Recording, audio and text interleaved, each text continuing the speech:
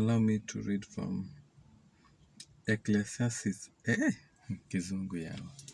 Ecclesiastes. Allow me to read from Ecclesiastes chapter 1, verses 6 to 7. The wind goes forth, the wind goes toward the south, and turns about unto the north. It whirls about continually, and the wind returns again according to its circuit. All the rivers run into the sea, yet the sea is not full. Unto the place from where the rivers come, there they return again. I'm reading from King's Version. We jump to Hosea chapter 7, chapter 8, verses 7 says, this is the word of God, it says, "For they have sown the wind, and they shall reap the whirlwind. The stalk has no bud, it shall yield no meal. If so be it does yield, the aliens shall swallow it up." Then we go all the way to Colossians chapter 3, verses 25. "But he that does wrong shall receive for the wrong which he has done, and there is no respect of persons." So, what comes out strongly to me is there's that song that goes, "What goes around comes back around." What goes around comes back around, by Timberlake. That song is very strong, and the meaning is very strong. Always remember that hii dunia ni duara. Chenye unapanda wa leo lazima utakivuna. Everything that you sow is reapable. You sow goodness, you reap goodness. You sow hatred, you reap hatred. So, you might not be the one reaping, but your generation will. I'll give an example of somebody. I'll give you an example of a stepmother who mistreats the child that he finds the man with.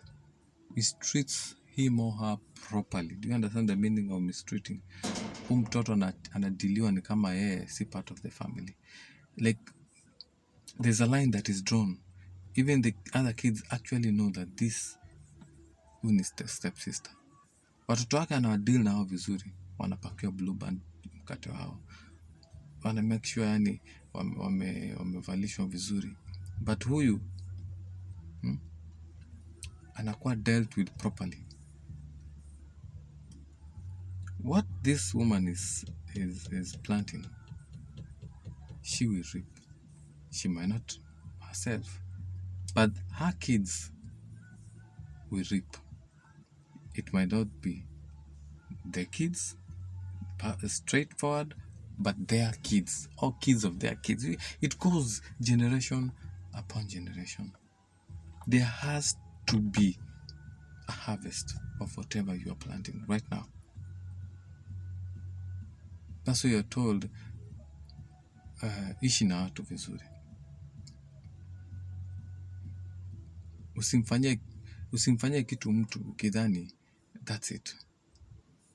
The Bible inasema wind blows from here, inaenda hivi, inazunguka hivi, according to the cycle, inaenda hivi. River feeds ina feed maji from here, but you don't know where it's coming from. Learn to treat people well. Ukitreat mtoto wenyewe vibaya, ngojea mbegu. My friend, ngojea mbegu watoto wako ama watoto wa watoto wako.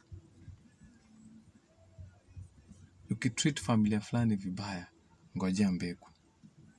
It always come back. Karma will always, and it bites.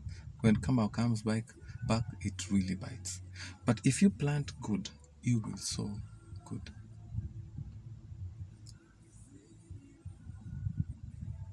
If you plant good, you will harvest good. That's what I'm trying to say. If you plant good, you will harvest good.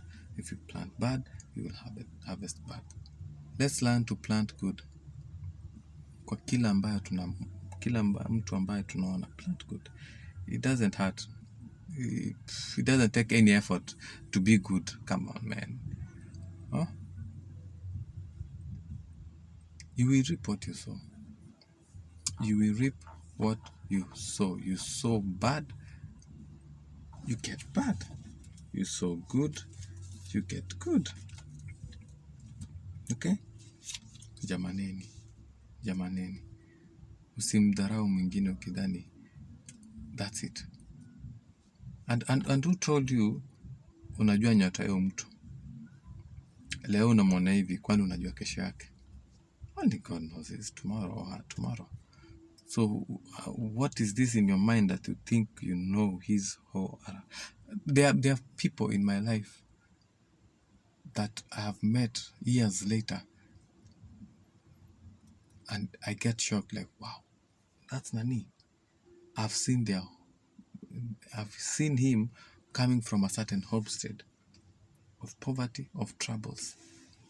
But when we meet in the streets, I'm like, dude, is that you? Like, for real? Huh? Kesho ya mtu ijui, kesho ya mtu iko kwa mikono ya Mungu.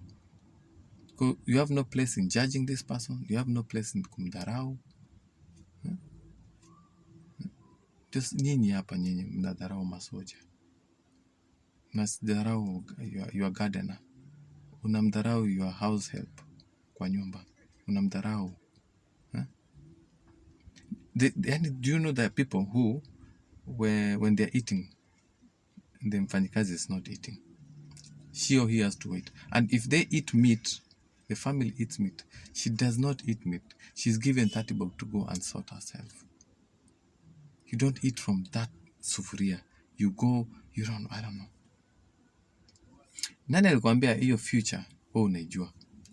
Wewe unamdharau leo, kesho yeye ndio governor. And there's a tender you want to harakisha. Ukienda kufungua, hata si governor kwa sababu utajua. Ukienda kufungua ule mlango wa governor hivi, unapata yeye ndiye ako pale. Yeye ndiye anasort hizo documents za governor. Yeye ndiye anazisort. Ndio tenda yako unataka kukimbisha, afu yeye ndiye anasort hizo documents. My nigga. Hapa ndio utajua hujui. That's when karma will hurt. Karma will bite you so hard. Actually, ile shame ndio itakurudisha. Hata utafuatilia, because you'll be shocked. Is that huyu ni yule mfanyikazi nilikuwa nadharau? Nguo zako umpatie sabuni aoshe. You separate. They are bad house helps. I can assure you. Crazy. But there are those good ones. Msichana tayari ni mzuri, unaona mistreat. Unaacha banako ana sexually harass. And you know, but you allow it. Because of your not being sexually active, you allow your husband to take advantage of that young girl. She's 17 years. She's 16. She's trying to get some money she can take herself to some college. You are allowing it because you don't care about her future. You are allowing it. Now, but don't know. A lot is happening in this world. It's a lot of that. But remember this, whatever you are planting today, kile ambacho una plant, you will reap it one way or another. It may not be you, it will be your generation. Watoto watashangaa mbona maisha yao yanaenda vibaya. But kwa sababu ya ujinga yako wewe unadhani unajua future ya mtu fulani. Unamkanyagia. Unamtemea mate. Siku moja mate itaisha wewe.